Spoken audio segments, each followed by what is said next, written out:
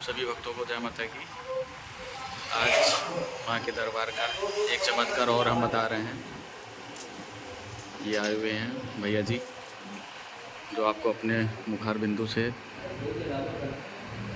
इनके जीवन में जो माँ के आशीर्वाद से चमत्कार हुआ है वो बताएंगे। जय माता की। जय माता दी। तो सबसे पहले तो आप अपना शुभ नाम बताइए। मेरा नाम संजय है, मैं आप लखनऊ से लखनऊ में कहाँ से? और लखनऊ में अलीगंज से हूँ। तो आप ये बताइए कि आपको इस दरबार के बारे में कैसे पता चला, कैसे आना हुआ? हमारे एक जानने वाले हैं वहाँ पर बैकुंठ धाम पे जी।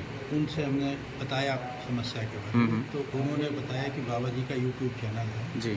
आप उस चैनल से संपर्क में आइए और उसमें पूरा डिटेल दिया गया है। जी जी। माँ कामाख्या धाम लखनऊ। माँ कामाख्या धाम के लिए जी। और फिर आप वहाँ पर पहुँच करके अपनी समस्या बताइए और समस्या का आगे जो भी जी माँ की कृपा और बाबा जी का आशीर्वाद मिलेगा उससे बिल्कुल समाधान मिलेगा।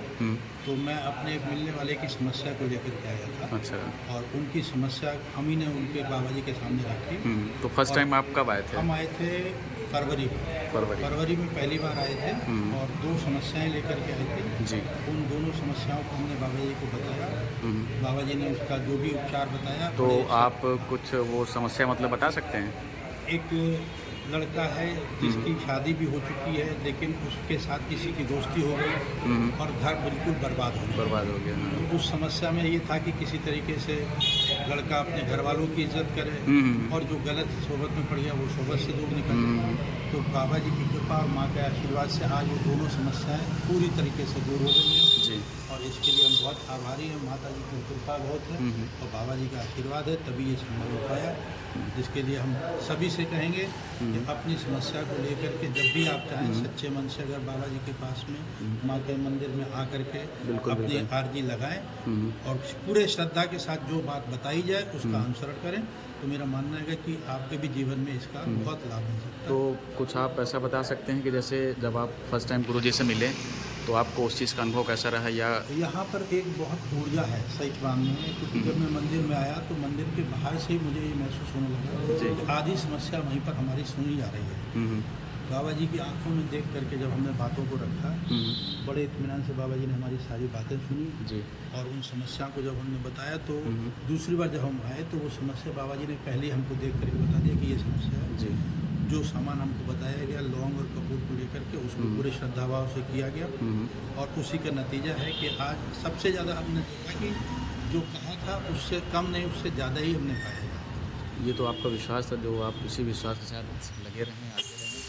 ये चाहेंगे कि जिसकी भी समस्या हो केवल श्रद्धा भाव से आप आइए, अपनी बात रखिए और पूरी समस्या समाधान हो जाए। कहीं कोई किसी तरीके का किसी के ऊपर आर्थिक या किसी तरीके का दबाव की कोई स्थिति नहीं होती है। लोग श्रद्धा रखें, वही उसके लिए सबसे बड़ी बात है।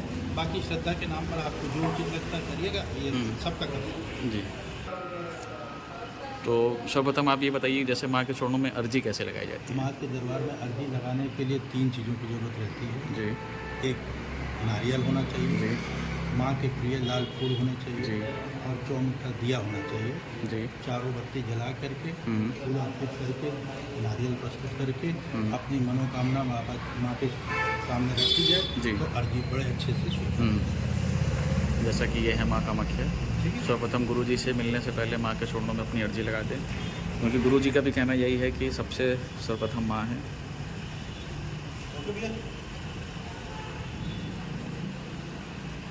ये है वो भक्त। आप सभी भक्तों को जय माता की। इसी तरह से आप माता रानी के दरबार में आते रहिए, अपनी अर्जी लगाते रहिए।